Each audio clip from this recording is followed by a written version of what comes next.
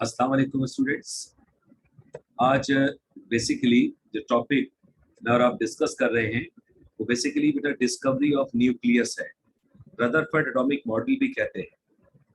दरअसल 1911 से पहले जे थॉमसन नामी साइंटिस्ट ने इलेक्ट्रॉन, प्रोटॉन और न्यूट्रॉन बहरहाल उस वक्त डिस्कवर नहीं हुए थे, मगर उन लोगों ने एक कंसेप्ट डिलीवर किया था कि इलेक्ट्रॉन सबके सब बॉल के बाहर होते हैं और तमाम के तमाम पॉजिटिव चार्जेस प्रोटॉन बॉल के अंदर होते हैं। यानी उन्होंने एक सर्किल कंसीडर किया था।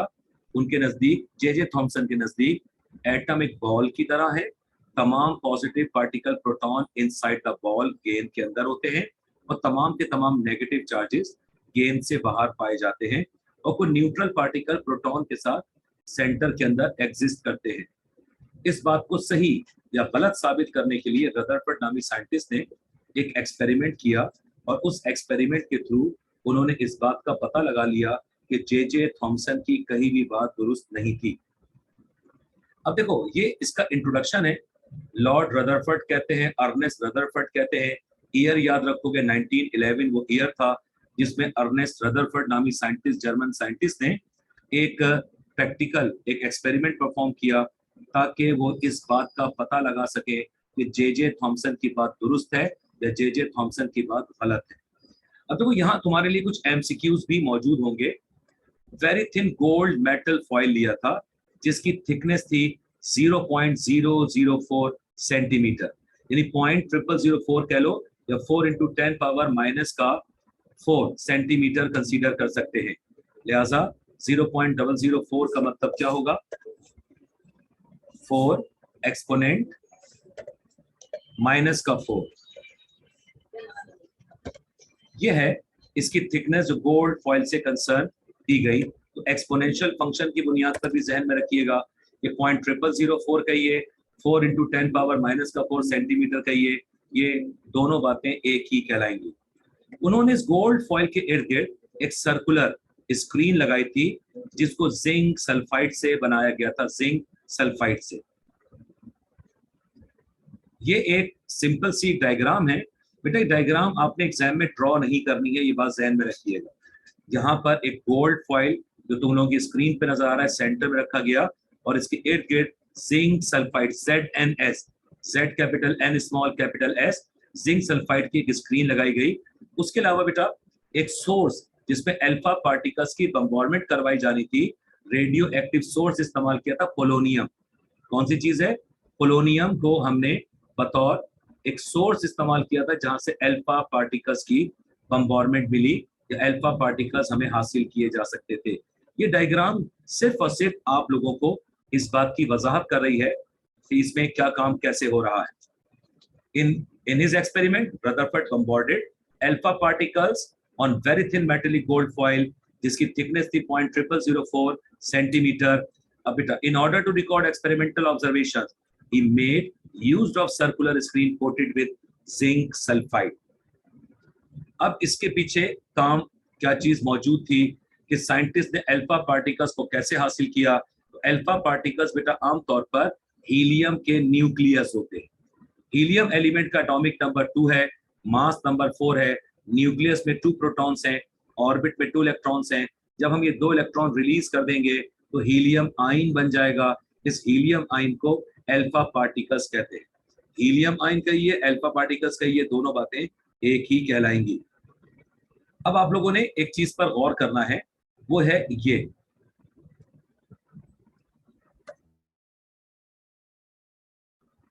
देखो, अल्फा पार्टिकल्स की बम्बार्डमेंट होने पर हमें ये 3 तरह की ऑब्जर्वेशन मिली। Majority of the alpha rays, alpha particles just passed away, गुजरते चले गए, रास्ते में कोई रुकावट नहीं आई। वेरी फ्यू पार्टिकल, बेटा ओनली 2 और 3 deflect with the large angle, यानी वो किसी ऐसी जगह से गुजरे थे जिन्होंने उसको रिपेल कर दिया, धक्केल दिया, धक्का दे दिया। सिर्फ एक पार्टिकल या 2 पार्टिकल ऐसे थे जो किसी सॉलिड पार्ट से टकराकर वापस अपने ही रास्ते पर चले गए। इसका मतलब ये हुआ ये 3 तरह की ऑब्जर्वेशन तुम्हें मिली। अब बेटा इन ऑब्जर्वेशंस को अल्फाज में तब्दील कर दिया गया। Majority of the alpha particles but pass through the foil undeflected, यानी रास्ते में उनके कोई रुकावट नहीं आई और ये आसानी से गुजरते चले गए। Few particles were deflected with a large angle when passed through the foil. जैसे ही वो फॉइल से गुजरे उनको धक्का मिला, रिपल्जन मिली, रिपेल कर दिए गए, लिहाजा वो बड़े एंगल से डेविएट कर गए। और बेटा एक या दो पार्टिकल ऐसे थे, very very few particles bounced back. इन बेटा 3 ऑब्जर्वेशन से रदरफोर्ड नामी साइंटिस्ट ने कुछ कंक्लूजन्स निकाले। अब देखो वो कंक्लूजन्स क्या है, रिजल्ट कहिए कंक्लूजन्स कहिए, एक ही बात है। Most of the space around the nucleus is empty in which electron revolves. Atom के ज्यादातर हिस्से को खोखला खाली माना गया है और इसका मतलब कि एटम का ज्यादातर हिस्सा खाली था, इस वजह से ये पार्टिकल बगैर किसी डिफ्लेक्शन के गुजरते चले गए, रास्ते में उनकी कोई रुकावट नहीं आई। जिन बच्चों ने क्लास को बाद में ज्वाइन किया है बेटा, मैं इसकी रिकॉर्डिंग आप लोगों को ग्रुप पर डाल दूंगा, उसको आप लोग दोबारा देख भी सकते हैं। इसके लिए परेशान मत होइएगा जी, मैं लेट आया था, बस जो टाइम दिया जाए कोशिश करो कि उस टाइम पे क्लास को ज्वाइन कर दिया करें। और बेटा बहुत बहुत शुक्रिया तमाम लोगों का कि आप लोगों ने अपना वक्त निकाला ताकि इस टॉपिक को हम कंप्लीट कर सकें। इसमें कोई देखो सोचने की ऐसी बात नहीं है, क्यों क्या कैसे कंसेप्ट नहीं, ये एविडेंसेस हैं, इन एविडेंसेस को हमने एज इट इज लर्न करना है, याद करना है, इसलिए हम अपना टाइम बचाने के लिए इसको एक्स्ट्रा क्लास में लेकर आए। अच्छा अब आइएगा second part. All atom consist of a very small solid portion called nucleus. पहली बार न्यूक्लियस का नाम रदरफोर्ड नामी साइंटिस्ट ने इस्तेमाल किया था, जे थॉमसन या और दूसरे साइंसदानों ने इसके लिए सेंट्रल पार्ट का नाम इस्तेमाल किया, मगर न्यूक्लियस कहा रदरफोर्ड ने। और इसका कहना यह है the mass of atom is concentrate, मौजूद होता है in the nucleus and its size is negligible as compare to atom. क्या मतलब है, वापस आओ जरा देखो बेटा। देखिए पहला ख्याल ये था कि एटम की पूरी जिस्मात बॉल की तरह है, तमाम positive particle inside the ball और तमाम negative particle outside the ball. अगर ऐसा होता तो ये डिफ्लेक्ट करने वाले पार्टिकल्स की तादाद मेजॉरिटी में होती, टकराकर वापस चले जाते, लिहाजा जे थॉमसन की बात गलत हुई। अब बेटा एटम का न्यूक्लियस बहुत छोटा है, इससे पता चला कि कोई सॉलिड पोर्शन मौजूद है एटम के मरकजी हिस्से में और इस मरकजी हिस्से को न्यूक्लियस का नाम दिया है। दूसरी बात, इस न्यूक्लियस का साइज कितना बड़ा हो सकता है? अगर आप एक एटम को फुटबॉल के बराबर समझें और उसमें वो होल, वो नोजिल जिससे हवा भरी जाती है फुटबॉल के अंदर, तो बेटा नोजिल को समझिए न्यूक्लियस और एटम को समझिए बॉल की तरह। तो लिहाजा पॉइंट नंबर 2 अब आपको क्लियर हो जाना चाहिए कि बेटा किसी भी एटम का जो अपना साइज है वो बेहद ज्यादा छोटा है एज कंपेयर टू न्यूक्लियस। तो यानी न्यूक्लियस का साइज अपने एटम के साइज से बहुत छोटा है, यानी एटम अगर बॉल के बराबर है तो न्यूक्लियस उसके नोजिल के बराबर होगा। अब बेटा इसी बात को कंटिन्यूटी में लेकर गए। अब जनाब nucleus contains nearly all the mass and carries positive charges of an atom. ये कैसे पता चला कि इस पर पॉजिटिव चार्ज है? अब सुनो बेटा, आने वाले अल्फा पार्टिकल्स पे +2 का चार्ज है। न्यूक्लियस गोल्ड का लिया गया, गोल्ड के न्यूक्लियस में 79 प्रोटॉन्स होते हैं, एक के बाद 2 प्रोटॉन है अल्फा, एक के बाद 79 प्रोटॉन है गोल्ड। तो बेटा जब पॉजिटिव के करीब से गुजरा, न्यूक्लियस ने उसको रिपेल कर दिया, क्योंकि सेम चार्जेस एक दूसरे को रिपेल करते हैं। लिहाजा बेटा ये पार्टिकल जो न्यूक्लियस के करीब से गुजरे थे वो जनाब बड़े एंगल से डेविएट कर गए। इससे एक बात और साबित होती है, वो बात साबित क्या होती है? बहुत आसान सी बात है। अगर फर्ज करो एटम का साइज अपने न्यूक्लियस का साइज अपने एटम का हाफ होता, तो बेटा डिफ्लेक्ट करने वाले पार्टिकल्स की तादाद तो हुई रहती, मगर अपने ही मीडियम में टकराकर वापस आने वाले पार्टिकल्स की तादाद ज्यादा हो जाती। यानी एटम का न्यूक्लियस इतना छोटा है कि उनमें से 1 या 2 अल्फा पार्टिकल्स टकराकर वापस आ गए। अब मैं आपको एक मोहतात अंदाजा बता रहा हूं, 8000 अल्फा पार्टिकल्स भेजे गए, उनमें से बेटा सिर्फ 1 पार्टिकल अपने मीडियम में वापस आ गया, यानी एटम का न्यूक्लियस इतना छोटा है। इन 8000 में से सिर्फ 4-5 पार्टिकल ऐसे थे जो बेटा बड़े एंगल से घूम गए, बाकी 7995 या 94 पार्टिकल्स एटम से गुजरते चले गए। एक पार्टिकल बाउंस बैक हुआ, 4 पार्टिकल बेटा टकराकर बड़े एंगल से घूम गए, 4 और एक 5 मिलाइए तो 8000 पार्टिकल में से 7995 7995 particles passed away from the atom from the foil. लिहाजा इन 3 ऑब्जर्वेशन से इन्होंने ये कंक्लूजन हमारे लिए दिया। अब बेटा चौथा और आखिरी पॉइंट ये कह रहा है कि एटम एक इलेक्ट्रिकली न्यूट्रल पार्टिकल है। It contains equal number of positive proton और नेगेटिव इलेक्ट्रॉन इक्वल। तो इसका मतलब एटम पर किसी किस्म का कभी भी कोई चार्ज नहीं होता। एटम में जितने प्रोटॉन्स होते हैं, एटम में उतने ही इलेक्ट्रॉन्स पाए जाएंगे। इस तरह से आप और हम ये कह सकते हैं कि एटम मुकम्मल तौर पे न्यूट्रल होता है। तो बेटा इन 3 ऑब्जर्वेशन से ये 4 कंक्लूजन्स पेश किए गए। अब मैं आप लोगों के साथ एक क्लिप शेयर करने वाला हूं। इस क्लिप में आपको ये बात का अंदाजा हो जाएगा कि ये किस तरह से ये काम हुआ। वेट कीजिए, अगली स्क्रीन आपके पास आ रही है।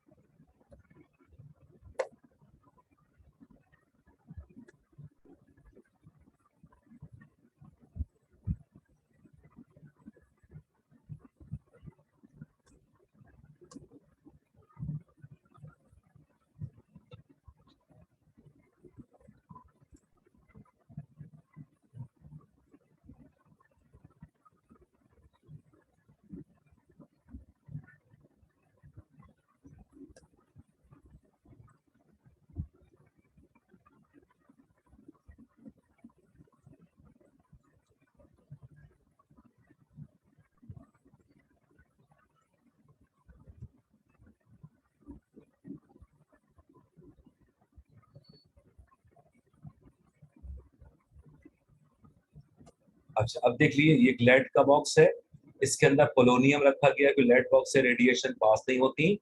अब बेटा ये रेडिएशन एक सुराख से निकालकर इसको बीम की शक्ल दी गई, छोटे छोटे अपर्चर से गुजारकर स्ट्राइक किया गया thin, very thin gold foil, जिसका साइज था 0.0004 यानी 4 इंटू 10 पावर माइनस का 4 सेंटीमीटर।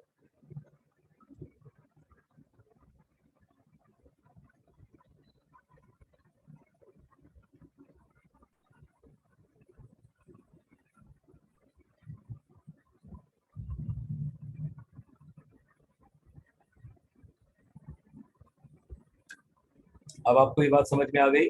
एटम से देखिए ये जिंक सल्फाइड की जो प्लेट स्क्रीन लगाई गई थी, यहाँ पर स्पार्क हो रहे थे। इसका मतलब ज्यादातर अल्फा पार्टिकल यहाँ से पास होते हुए जा रहे हैं, उनकी राह में कोई रुकावट नहीं आ रही।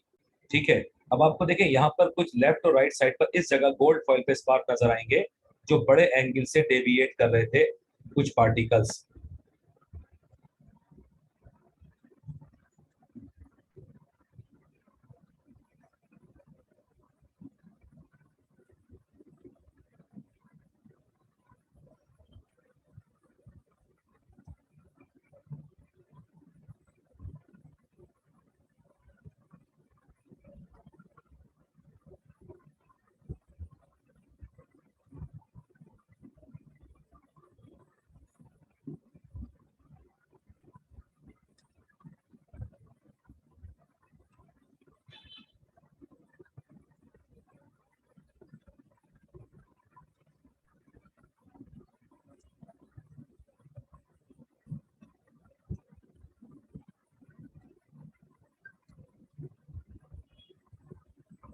अब देखिए, ये आपको अब ये चीज समझ में आ रही होगी कि बेटा वो जो अल्फा पार्टिकल्स लार्ज एंगल से डिफ्लेक्ट हुए, वो डेफिनेटली किसी भी न्यूक्लियस के करीब से यानी कि प्रोटॉन के पास से गुजरे तो उनको डिफ्लेक्शन मिली।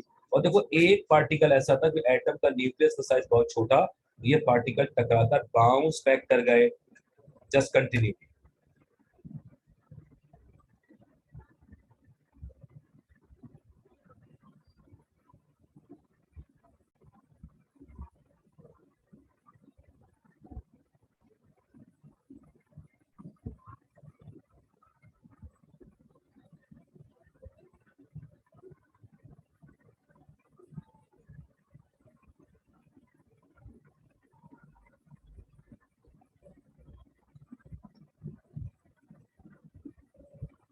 यदि बेटा एटम का पूरा मास एटम के न्यूक्लियस से पाया जाता है, यानी कि प्रोटॉन और न्यूट्रॉन एटम के न्यूक्लियस में एग्जिस्ट करते हैं। अब देखो इसको एक और तरह से देखते हैं कि आपके पास एक लार्ज एंगल डायग्राम के तौर पर आ रहा है।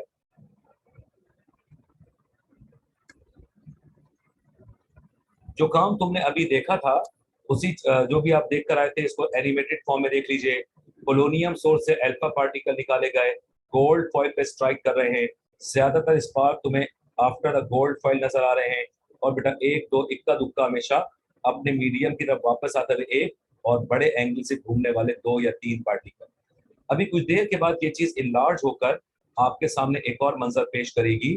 फर्ज कर लो ये एटम है गोल्ड का, और ये जो बेटा छोटे छोटे बटन जैसे दिखाई दे रहे हैं, ये एटम का न्यूक्लियस कहलाया। तो देखो इसमें से ज्यादातर अल्फा पार्टिकल पास होते हुए जा रहे हैं।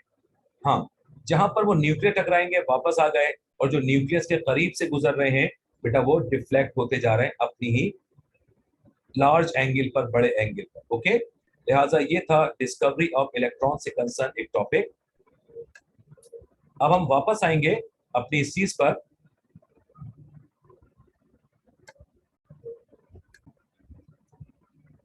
देखो कंटिन्यूस स्पेक्ट्रम क्या होता है, इसका एक फर्क समझिए, क्योंकि मुझे ये अल्फाज इस्तेमाल करने हैं, कंटिन्यूस स्पेक्ट्रम और लाइन स्पेक्ट्रम। जब बेटा कोई लाइट किसी ऐसे मीडियम, रिफ्लेक्टिव मीडियम से गुजारी जाए जैसा कि प्रिज्म, देखो लाइट प्रिज्म से पास होने के बाद 7 डिफरेंट कलर्स में स्प्लिट हो गई। This is called VIBGYOR, violet, indigo, ठीक है, VIBGYOR, violet, indigo, blue, red, orange, ठीक है, ये 7 मुख्तलिफ रंगों में बंटने का ये अमल, it is called continuous spectrum, यानी हर कलर एक दूसरे में मिला हुआ है, मर्ज है, अलग अलग नहीं है। इसके बरक्स लाइन स्पेक्ट्रम क्या होता है बेटा? लाइन स्पेक्ट्रम का मतलब है कि ये तुम्हें जब आपको ब्लैक बैकग्राउंड नजर आ रहा है, ब्राइट लाइन से कोई एक कलर हो सकता है, मे बी ग्रीन हो, येलो हो, ऑरेंज हो, रेड हो, इंडिगो या ब्लू या वायलेट, कोई एक कलर की लाइंस होंगी ये, मगर उनके पीछे बैकग्राउंड बेटा क्या होगा? ब्लैक बैकग्राउंड होगा, यानी एक कलर दूसरी लाइन के दरमियान में स्लिट्स पाई जाएंगी। इसे हम कहते हैं क्या? डिसकंटिन्यूअस, यानी इस चीज को यूं समझ लो, कोई एक कलर होगा जस्ट लाइक दैट, और इसके पीछे बेटा ब्लैक, तो यानी एक लाइन दूसरी लाइन से ब्लैक कलर से क्या की गई? अलहदा कर दी गई। लाइन स्पेक्ट्रम का मतलब एक कलर दूसरे में मर्ज ना हो, अलग अलग पड़ा रहे, ये फर्क जहन में रखिएगा। कंटिन्यूस स्पेक्ट्रम हमेशा उस वक्त मिलता है जब आपके पास light source of energy continuous energy produce कर रही हो, तब तो बेटा ये लाइट स्प्लिट होकर 7 कलर्स में जाएगी। लेकिन अगर लाइट कंटिन्यूटी के साथ ना आए, कभी बेटा इमिट हो, इमिशन हो, बाद में एब्जॉर्प्शन कर ले, तो लाइट का एब्जॉर्प्शन इमिशन, एब्जॉर्प्शन इमिशन, बार बार समझिए, बल्ब का ऑन होना ऑफ होना, ऑन होना ऑफ होना, तो ये लाइन स्पेक्ट्रम कंसीडर किया जाता है। अब हम वापस चलते हैं अपने टॉपिक पर, ताकि मैं और आप एक चीज को अच्छी तरह सीखने के काबिल हो सकें, और बेटा वही है कि रदरफोर्ड के एटॉमिक मॉडल में क्या डिफेक्ट्स पाए गए थे।